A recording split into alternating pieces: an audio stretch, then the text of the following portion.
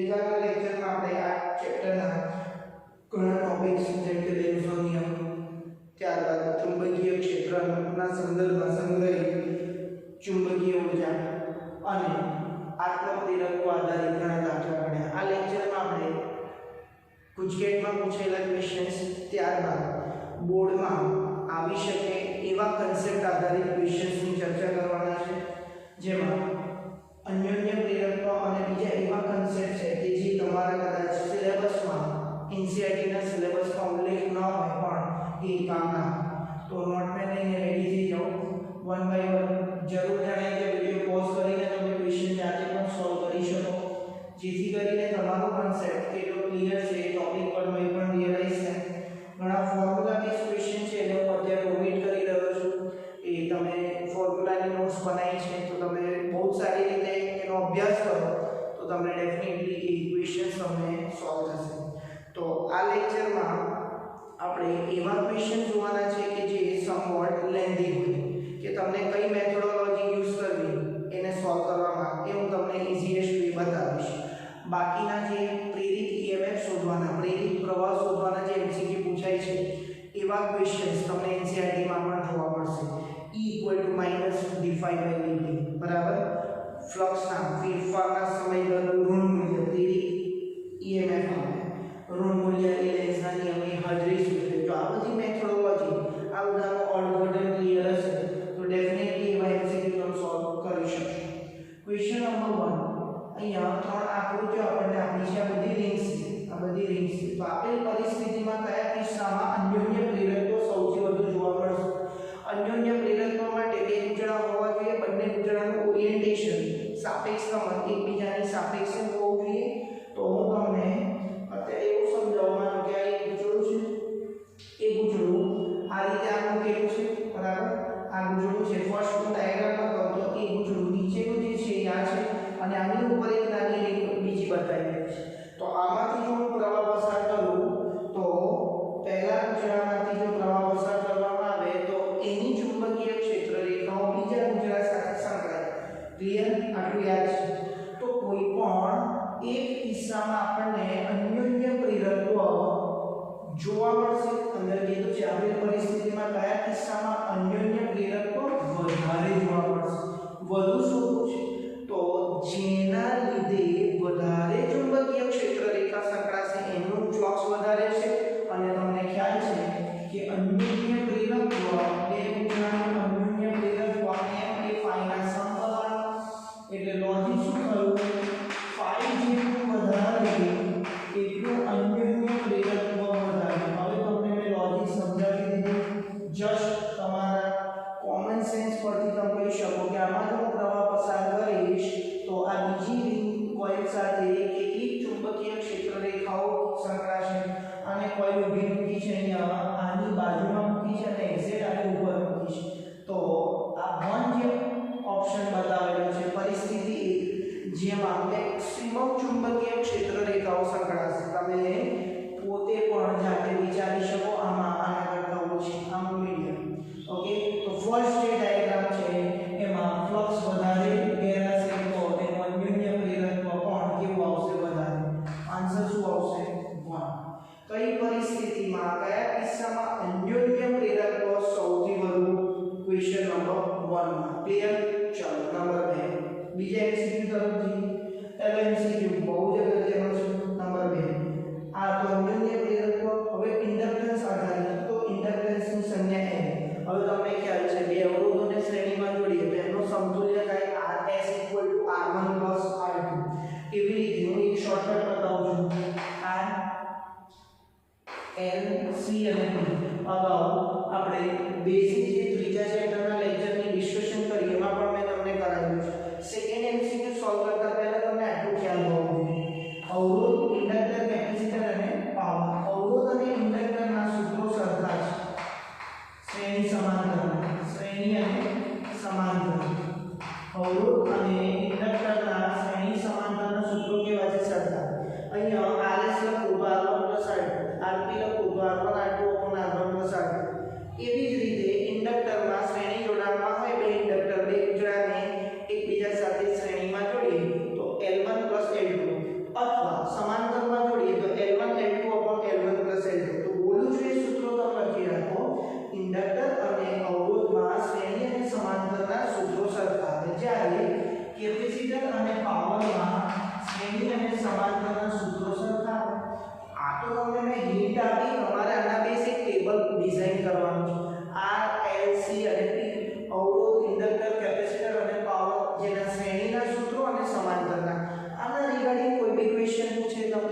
Solve કરી શકો તો આજનો આપણો સેકન્ડ કન્સેપ્ટ થયો કે અવરોધ અને ઇન્ડક્ટર માટે જે સૂત્રો છે શ્રેણી સમાંતરના એક કોમન છે અને કેપેસિટર અને પાવર માટે પણ એક કોમન છે. હવે આ ક્વેશ્ચન સોલ્વ થશે ઇઝીલી. E અને B વચ્ચે સમતુલ્ય ઇન્ડક્ટન્સ કેટલો? બધા જ ઇન્ડક્ટરનો ઇન્ડક્ટન્સ 2 હેનરી આપેલો છે. તો તમે જોઈ શકો કે આ બંને સેમાં છે શ્રેણીમાં ડબલ થાય તો 2 ને 2 શું થશે 4. તો હવે આપણું સમતુલ્ય આકૃતિ આવી બનશે. આવું તમે પ્રકરણ નંબર 3 માં અને 2 માં ઘણું કામ કરેલું છે. આ 2 અને 2 કેટલા થશે 4 હેનરી. 4 અને 2 હેનરી નો ઇક્વિવેલન્ટ એટલે LP થશે. સમતુલ્ય આનો LP 2 * 4 upon 2 plus 4 2 into 4 upon 2 plus 4 okay L1 L2 upon L1 plus L2 8 upon 6 तो समतुल्य इंडक्टेंस કેટલું આવશે 8 upon 6 henry. yes or no 8 upon 6 henry. બહુ સિમ્પલ ક્વેશ્ચન હતો. ખાસ પેલા સૂત્રોનું એક ટેબલ તમે ફરી ડિઝાઇન કરી શકો જો ન કર્યું હોય તો. અગાઉ મેં તમને આ R C અને P જ્યારે ભણ્યા ત્યારે આ હિન્ટ આપેલી છે. નેક્સ્ટ ક્વેશ્ચન જોઈએ વાલા વિદ્યાર્થી મિત્રો ત્રીજો. બે સમકેન્દ્રીય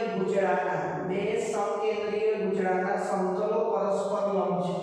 પહેલા પહેલી વાત આ સમજવા જેવી છે તો સમજો બરાબર. મેં એક ગુચળું બતાવ્યું છે કે આ છે રેડ જે ગુચળું છે એ આ છે 1 છે અને આ બીજા ગુચળાનું કેન્દ્ર એનું A પણ એ ગુચળું હવે હું આ રીતે બતાવું છું. આ ગુચળું નંબર 1 છે. હવે બીજું ગુચળું આ ગુચળાનું સમતલ આ થયું બોર્ડનું સમતલ એ જ આ ગુચળાનું સમતલ. હવે બીજું જે ગુચળું છે એનું કેન્દ્ર આનું આ છે પણ એને આ રીતે ગોઠવ્યું છે. હવે સમજાવ્યું હશે તમને બરાબર. અત્યારે મારી પાસે એક જ રીત છે એટલે હું તમને આ રીતે સમજાવું છું. ગુચળું 1 જેનું સમતલ સમક્ષિતિજ, ગુચળું 2 જેનું સમતલ વર્ટિકલ ઉર્ધ્વ દિશામાં છે. હવે આ બંને સમતલો પરસ્પર કેવા છે લંબ. તો આ તંત્રનું અન્યોન્ય પ્રેરકત્વ કેટલું? હવે અન્યોન્ય પ્રેરકત્વ જોઈએ મારે એટલે એમ જોઈએ તો મારે phi શોધવો પડે ફ્લક્સ બરાબર. હવે ધ્યાનથી જોજો બંનેનું ઓરિએન્ટેશન બંનેનું ગોઠવણી કેવી છે મેં તમને ફીલ કરાવી એ ધ્યાનમાં આવવું જોઈએ તો આ શબ્દ ખબર પડે. હવે એકદમ ક્લિયર થઈ જાવ કે phi નું ફોર્મ્યુલા છે b * a * cos θ જ્યાં θ ab અને વચ્ચેનો ખૂણો. b શું છે તો આ જે ગુચળું 1 છે એમાંથી ચુંબકીય પ્રવાહ પસાર કરવો. ગુચળું 1 નું આ મૂક્યું છે. હવે આમાંથી હું ચુંબકીય ક્ષેત્ર પ્રવાહ પસાર કરું છું તો બીજા ગુચળામાં એની જડ સાથે લિંક થાય બરાબર. એ ચુંબકીય ક્ષેત્ર રેખાઓ બીજા દ્વારા લિંક થાય. અહીંયા સપોઝ હું સમઘડીમાં ચુંબકીય ક્ષેત્ર રેખાઓ શોધું. સમઘડી પ્રવાહ જાય તો ચુંબકીય ક્ષેત્ર રેખાઓ અંદર આમ વિચારો તો બાર પણ અલ્ટિમેટલી આઈ ગઈ તો બીજું ગુચળું આ હતું ને બીજું ગુચળું આ હતું તો બીજા ગુચળાના સમતલને કેવી આવી સમાનતા. એટલે ચુંબકીય ક્ષેત્ર B અને આ બીજું ગુચળું એટલે કેવું છે આ બે નંબરની કોઇલ કેવી ગોઠવેલી છે આ બરાબર. ચુંબકીય ક્ષેત્ર રેખાઓ આમ અને આનું ક્ષેત્રફળ સદિશ આમ. તો B અને A વચ્ચેનો ખૂણો આ કિસ્સામાં કેટલો થયો થીટા અહીં π/2 રેડિયન છે 90 છે. ખૂણો 90 cos 90 કેટલા 0 તો ફ્લક્સ 0 that implies આપેલ તંત્રનું અન્યોન્ય પ્રેરકત્વ કેટલું થાય 0. ફરી એક વખત સમજાવો અન્યોન્ય પ્રેરકત્વ એટલે શું? એક ગુચળા તમને આપે એક ગુચળામાં તમારે પ્રવાહ પસાર કરવાનો એના લીધે બીજામાં કેટલું ફ્લક્સ લિંક થાય છે. ગુચળું 1 ગુચળું 2 બંનેના સમતલો પરસ્પર લંબ અને બંનેના કેન્દ્ર 1 ઓકે. ગુચળું 1 માં પ્રવાહ પસાર કર્યો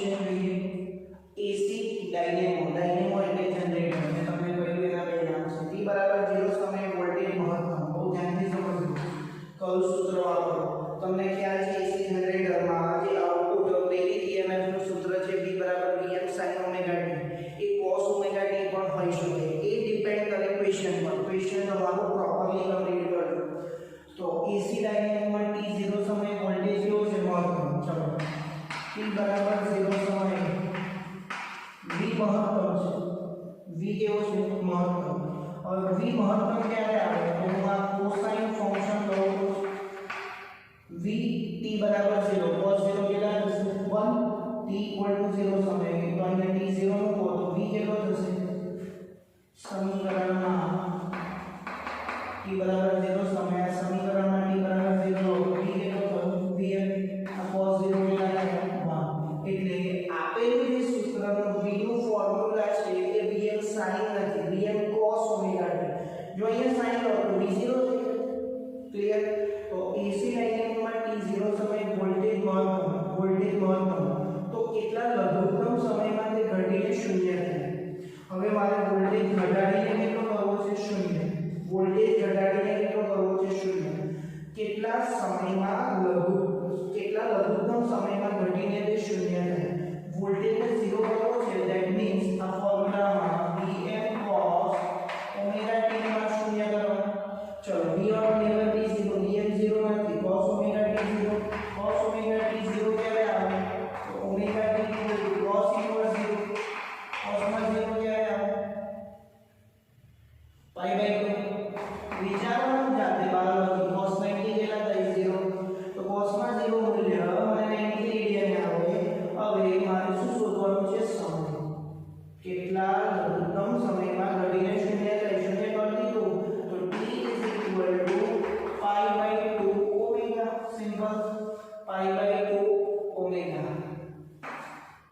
ઘણી વખત આવા ગૂંચવાડા કરવા માટે આવા ઓપ્શન્સ આપેલા હોય પિરિયોડિક ટાઈમમાં પણ આપે બહુ સિમ્પલ ક્વેશ્ચન છે તમારે હંમેશા યાદ રાખવાનું ક્વેશ્ચન પરથી આ ફોર્મ્યુલા કયો છે sin નું વિધેય છે કે cos નું એ આઈડિયા રહેશે અને આગળ પછી જે પ્રમાણે ક્વેશ્ચન પૂછે એ કરવાનું ક્લિયર અહીંયા બે સ્ટેપ આપેલા પહેલામાં t 0 એ ત્યારથી કેવો હતો મહત્તમમાંથી 0 બનવા માટે કેટલો સમય લાગે છે pi upon 2 omega pi upon 2 omega okay omega 2 pi by t મૂકો તો પણ તમને ફીલ થાય બરાબર omega ની વેલ્યુ મૂકો 2 pi upon t તમે ખાલી રફ કેલ્ક્યુલેશન આપો બતાવો pi by 2 as it is આ છે 2 pi upon t okay pi by cancel છેદનો છેદ t by 4 આવ્યો તો t by 4 માંથી 0 માંથી શું થાય મહત્તમ બરાબર t કેટલો આવ્યો t by 4 સાયકલ યાદ હોવી જોઈએ sin cosine તો આ એક સ્ટ્રેટ ફોરવર્ડ મેથડ છે અધરવાઇઝ તમે સાયકલ પરથી પણ જવાબ લાવી શકો આગળ વધીએ પાંચમો ક્વેશ્ચન એસી જનરેટરમાં તમને ખ્યાલ હશે ઉલટ સુલટ આપણને વોલ્ટેજ મળે છે તો અહીંયા એવો ક્વેશ્ચન આપ્યો છે કે 10 મિલિસેકન્ડના સમયગાળે સ્લિપ રિંગ સાથેના બ્રશ સ્લિપ રિંગ હતી અને એની જોડે કાર્બન બ્રશ કોન્ટેક્ટમાં હતા એ બ્રશની સાથે બે છેડા નીકળતા હતા જે આપણને એસી વોલ્ટેજ મળતો હતો ઉલટ સુલટ એસી એક્સેસ ઉલટ સુલટ તો સ્લિપ રિંગ સાથેના બ્રશ વારાફરતી ધન અને ઋણ બનતા થાય છે ધન અને ઋણ એટલે પોઝિટિવ અને નેગેટિવ ઓકે તો ઉત્પન્ન થતા વોલ્ટેજની કોણીય આવૃત્તિ ઓમેગા શોધવી તમને ટાઈમ આપેલો છે t આ t છે કે t by 2 ચેક કરવું પડે તો જો 10 મિલિસેકન્ડના સમયગાળામાં સ્લિપ રિંગ સાથેના બ્રશ વારાફરતી ધન અને ઋણ એટલે t by 2 માં ધન થાય તો નેક્સ્ટ t by 2 માં શું થાય ઋણ તમને સાયકલ પર આપણે સાઇન વેવ જનરેટ થાય છે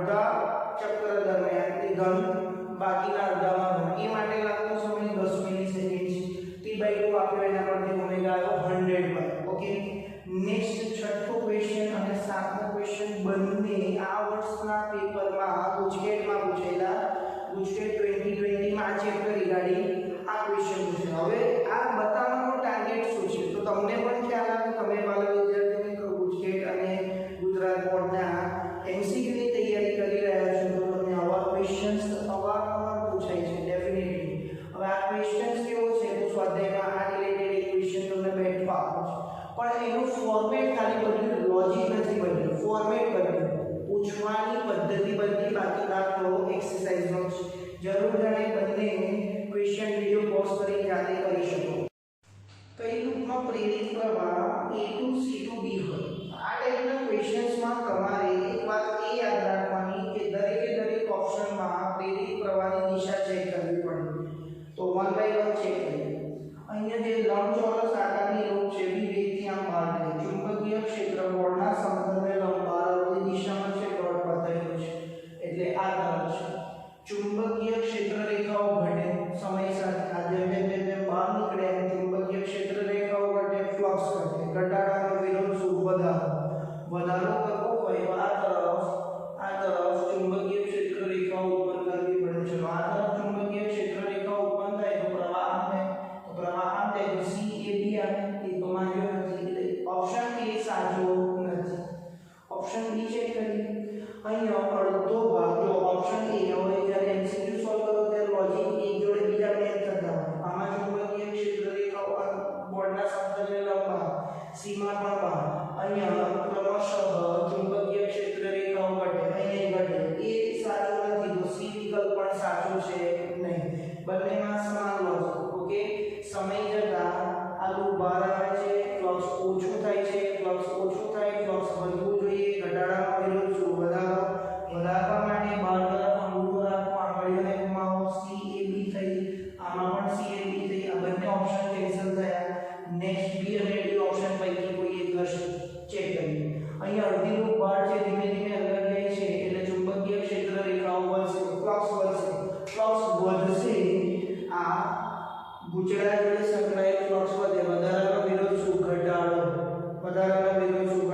અત્યારે ચુંબકીય ક્ષેત્ર અંદર છે તો હવે બહાર ઘટાડવા માટે બહાર તરફ રાખવું પડે। બહાર તરફ રાખવું હોય તો અગેન CAB આંગળીઓ જુઓ તમે CAB અંગૂઠો બહાર તરફ રાખો જેથી કરીને જે વધારો થાય છે એનો વિરોધ કરવો ચુંબકીય ફ્લક્સ ઉત્પન્ન થાય ઘટાડો। તો પ્રેરિત પ્રવાહ CAB માં તો ઓપ્શન A B C નથી તો ડેફિનેટલી ઓપ્શન D છે। કેવી રીતે ચેક કરીએ। અહીંયા જે લૂપ આપેલી છે ત્રિકોણાકાર કે બહાર જાય છે એટલે ચુંબકીય ક્ષેત્રમાંથી બહાર જાય તો સમય સાથે ચુંબકીય ક્ષેત્ર રેખાઓ કેવી થાય ઘટે અને ફ્લક્સ પણ કેવું થાય ઘટે। ઘટાડાનો વિરોધ શું વધારો એટલે અંદર તરફ છે વધારવી છે પણ ફરી અંદર તરફ જનરેટ થાય એવી રીતે પ્રેરિત પ્રવાહ બતાવવો પડે। અંગૂઠો અંદર તરફ રાખો લૂપમાં આંગળીઓ ઘુમાવો અંગૂઠો અંદર તરફ એટલે ચુંબકીય ક્ષેત્ર રેખાઓ વધે છે। કઈ ડિરેક્શન આવી A2 C2 B option D side. માત્ર તમને જો લેન્સનો નિયમ ખબર છે કે વધારો હોય તો વધવાના દે ઘટતું હોય તો ઘટવાના દે એટલે ઘટાડાનો વિરોધ વધારાનો વિરોધ ઘટાડો સિમ્પલ।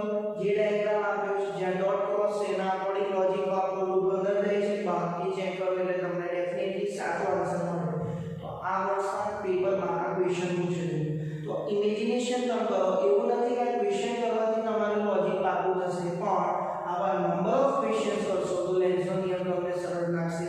એના માટે મેં બેઝિક થિયરી લેક્ચરમાં ઘણા બધા 6-7 ક્વેશ્ચન તમને આવા કરાવેલા છે સાથે NCERT ના પણ ક્વેશ્ચન્સ આપણે કરેલા છે। નેક્સ્ટ છે આજનો છેલ્લો ક્વેશ્ચન 7 પ્રેરકત્વનો એકમ કયો નથી। લોગિક પૂછકેટમાં પૂછેલો સવાલ તો પ્રેરકત્વ કે અન્યોન્ય પ્રેરકત્વ કે આત્મ પ્રેરકત્વ કે આ બધા જે પ્રેરકત્વના પ્રકાર છે આત્મ અને અન્યોન્ય બરાબર।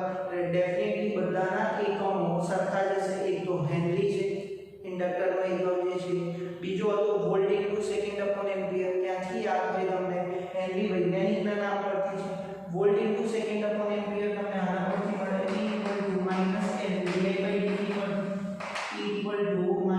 =NVI/dt ચલો આ એને સૂત્રનો કરતા બનાવો તો volt into second upon ampere okay તો બે એકમ તો આવી ગયા H અને volt into second upon ampere એ સાચા છે ખોટો છે।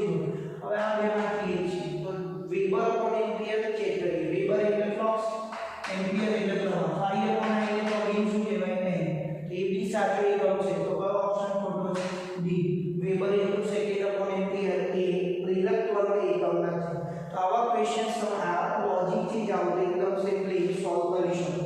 તો અહીં ચેપ્ટર 6 રિગાર્ડિંગ દરેક ટોપિક